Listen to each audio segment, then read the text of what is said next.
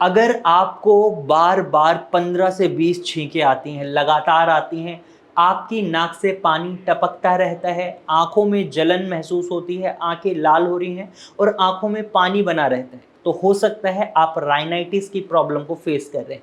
क्या है राइनाइटिस?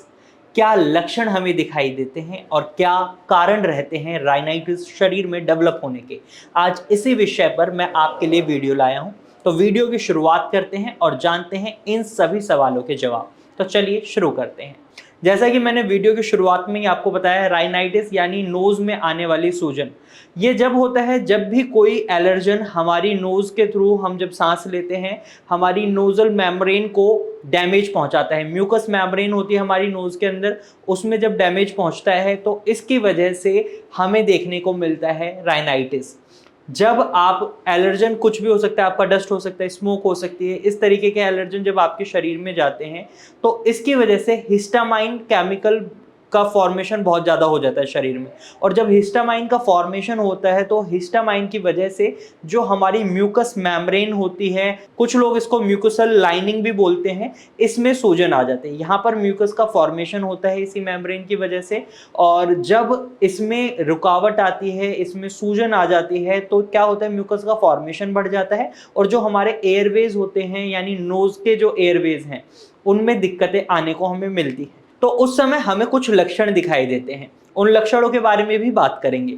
तो अब मुझे उम्मीद है आपको समझ आ गया होगा राइनाइटिस किसे कहते हैं। अब लक्षणों की बात करें तो इस समय अक्सर हमें देखने को मिलता है पेशेंट को एक साथ 15 से 20 छींकें आती हैं। कई बार ये छींकें बहुत ज़्यादा हो जाती हैं, 40 तक भी ये छींकें पहुंच जाती हैं किसी किसी पेशेंट में जो बहुत ही सीवियर कंडीशन को फेस कर रहे होते हैं। वरना उनकी नोज़ हमेशा लीक कर रही होती है, यानी पानी टपक रहा होता है नाक से। इसके साथ साथ उनके गले में भी खराश उन्हें महसूस होती है, आंखों में पानी आ जाता है, आंखें लाल हो जाती हैं और आंखों में भी बहुत खुजली महसूस होती है। तो ये कुछ सिम्टम्स हैं जो राइनाइटिस के पेशेंट फेस करते हैं। और जब ये कंडीशन बहुत सीवियर स्टेज में पहुंच जाती है तो इन सभी सिम्टम्स के साथ साथ पेशेंट को सर दर्द भी महसूस होता है।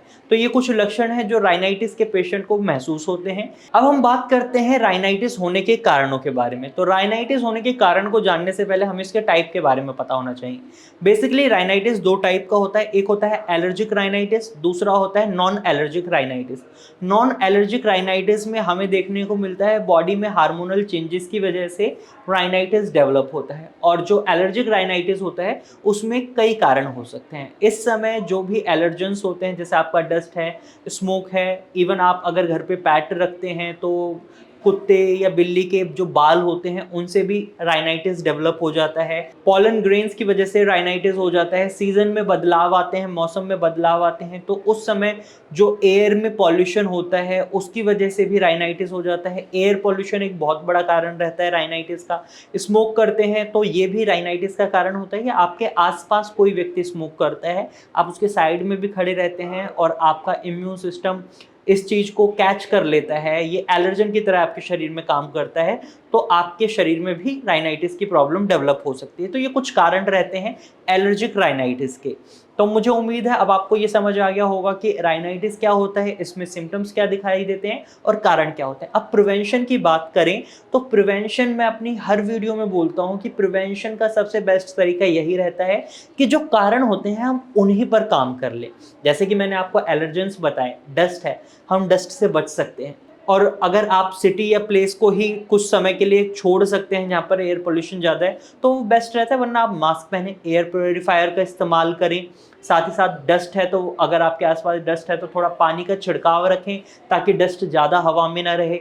इसके साथ साथ स्मोकिंग करते हैं तो स्मोकिंग बिल्कुल बंद कर दें, या फिर आपके आसपास कोई स्मोकिंग करता है तो आप अलग हो जाएं उनसे थोड़ी देर के लिए, या फिर उन्हें बोल दें कि वो बाहर जाकर स्मोक करें, ताकि जो एलर्जेंस हैं वो आपके शरीर में ना जाए और आप अपने आप को राइनाइटिस के प्रॉब्लम से बचा सकें।